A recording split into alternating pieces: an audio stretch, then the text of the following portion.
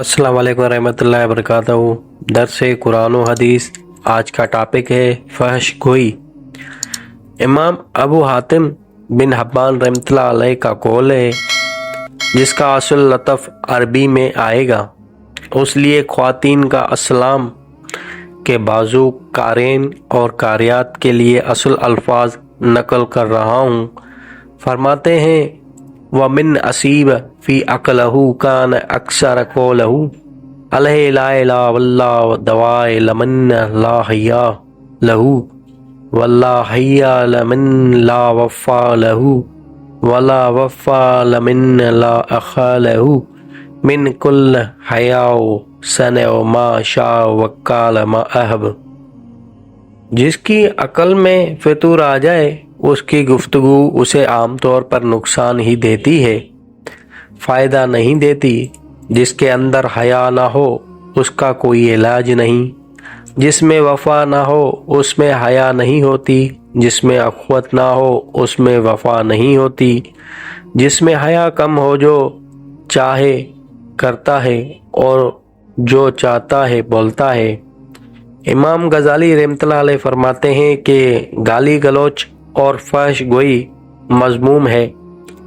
खबासत और कमीनगी इसका मनबे और मुसद्दर है। अज़ियत पसंदी और आदत का वो बिगाड़ उसका सबब बनता है जो फसाक व फजार और अहले खबास की सोहबत और मेल मिलाप की वजह से पैदा होता है, क्योंकि बदगोई और गाली गलोच उनकी आदत होती है। जो शख्स उनकी सोहबत में बैठेगा वो भी उनके रंग में रंग जाएगा। फसाक व फजार महज अपनी फहश गोई पर अक्तफा नहीं करते, उनकी ख्वाहिश ये होती है कि दूसरे लोग भी ऐसे ही बन जाएं। इसलिए कुरान करीम में ऐसे बदतीनत इंसानों को अज़ाब अलीम की वईद सुनाई गई है जो अहले ईमान में फहाशी और बेहयाई को फ़रोग़ देना चाहते हैं। सूरह नूर 19 में है, जो लोग इस बात को पसंद करते हैं कि मोमिनों में फहाशी फैल जाए उनके लिए दुनिया व आखिरत में दुख देने वाला अजाब होगा, और अल्लाह सुब्हानहू व तआला जानता है और तुम नहीं जानते। फहाशी और बेहयाई कौल में हो या अमल में, सच्चा मुसलमान उससे दामन बचा रखकर रखता है। यहाँ तक कि अगर किसी बदगो से उसका सामना हो जाए तो भी वो गाली गलोच और फहश गोई का जवाब फहश गोई से नहीं देता। कुरान करीम के तालिब इल्म जानते हैं कि फहश गोई यहूदियों की फितरत में दाखिल थी। यहाँ तक कि अगर वो अली इला ऐलान अपनी ज़बान गंदी नहीं कर सकते थे तो इशारों कनायों में ऐसा करने की ज़रूर कोशिश करते थे। लेकिन हजूर अकरम सल्लल्लाहु अलैहि वसल्लम उनकी दरीदा दहनी के जवाब में अपनी ज़बान को तो राह रास्त से हटने से बचाते ही थे, अपने मुतल्लिकीन को भी सब्र का दामन नहीं छोड़ने देते थे। हज़रत आयशा रज़ियल्लाहु तआला अन्हा से रवायत है कि कुछ यहूदी नबी करीम सल्लल्लाहु अलैहि वसल्लम के पास आए और उन्होंने कहा, ए अबुल कासिम अल साम अलैकुम। साम की मानी मौत है। गोया उन्होंने आपको मौत की बद्दुआ दी। आपने फरमाया वालेकुम, जबकि हज़रत आयशा रज़ियल्लाहु अन्हा यूं जवाब दिया, अलैकुम अल साम वल्जाम, तुम्हें मौत आए और तुम्हारी मजम्मत हो। रसूल सल्लल्लाहु अलैहि वसल्लम ने फरमाया, ए आयशा फहश गो ना बनो। उन्होंने अर्ज़ किया, आपने सुना नहीं यहूद क्या कहते हैं? आपने फरमाया, क्या मैंने वालेकुम कहकर उनकी या वो गोई का जवाब नहीं दिया? जिन लोगों को गाली गलौज की आदत पड़ जाती है वो सिर्फ इंसानों ही को नहीं बल्कि हैवानों और बेजान चीज़ों को भी गालियां देते रहते हैं। यहाँ तक कि बारिश हुआ, हवा, मौसम, अर्ज़ व समा और ज़माने को भी गालियां देने से बाज नहीं आते। नबी करीम सल्लल्लाहु अलैहि वसल्लम की मौजूदगी में एक सहाब ने लानत की सूरत में हवा को बुरा भला कहा। आपने फरमाया, हवा को लान तान ना करो, क्योंकि हवा तो अल्लाह सुब्हानहू व तआला के हुक्म की ताबे है। जो शख्स किसी एक चीज़ पर लानत करे जो लानत के अहल ना हो تو وہ خود اسی پر لعنت لوٹ آتی ہے۔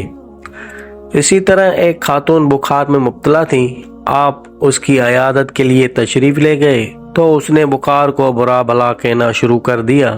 آپ نے فرمایا بخار کو گالی نہ دو، کیونکہ بخار انسانوں کو گناہوں سے ہی پاک کر دیتا ہے، جیسے آگ لوہے کو میل کچیل سے پاک کر دیتی ہے۔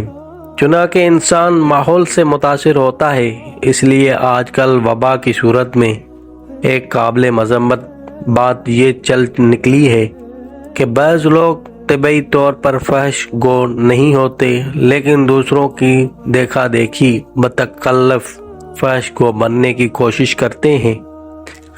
نبی کریم صلی اللہ تعالیٰ علیہ وآلہ وسلم نے ہر قسم کی فحش گوئی سے منع فرمایا ہے، خواہ اختیاری ہو یا غیر اختیاری، تکلف سے ہو یا بغیر تکلف کے۔ آپ نے فرمایا تم ہر قسم کی فحش گوئی سے بچ کر رہو، کیونکہ اللہ سبحانہ وتعالیٰ فحش گو کو پسند نہیں فرماتا۔ جب ایک شخص کسی کو گالی گلوچ کرتا ہے تو یقیناً دوسرا بھی اینٹ کا جواب پتھر سے دینے کی کوشش کرتا ہے، یہاں تک کہ بعض اوقات ایک دوسرے کے والدین تک بات پہنچ جاتی ہے۔ یوں ایک ناخلف بیٹا خود ہی اپنے والدین کو گالی دلوانے کا سبب بن جاتا ہے۔ حضرت عبداللہ بن عمر بن عاص رضی اللہ عنہ سے روایت ہے کہ رسول پاک صلی اللہ تعالیٰ علیہ وآلہ وسلم نے فرمایا کسی شخص کا اپنے والدین کو گالی دینا کبائر میں سے ہے۔ صحابہ نے عرض کیا یا رسول اللہ صلی اللہ تعالیٰ علیہ وآلہ وسلم، کیا کوئی شخص اپنے والدین کو بھی گالی دے سکتا ہے؟ آپ نے فرمایا ہاں، اور اس کی صورت یہ ہوتی ہے کہ کسی کے والدین کو گالی دیتا ہے تو وہ اس کے والدین کو گالی دیتا ہے۔ آخر میں ایک نظر فحش گوئی کے نقصانات پر بھی ڈال لیجئے۔ ایک، فحش گوئی ضعف ایمان اور قلت دین کی دلیل ہے۔ جس کے اندر ایمان راسخ ہو اس کی زبان ہر قسم کی گندگی سے پاک ہوتی ہے، کیونکہ زبان دل کی ترجمان ہوتی ہے۔ زبان پر وہی کچھ آتا ہے جو کہ دل میں ہوتا ہے۔ دوسرا، بد زبانی اور گالی گلوچ کی عادت فطرت کی خباثت اور کمینگی کی علامت ہے۔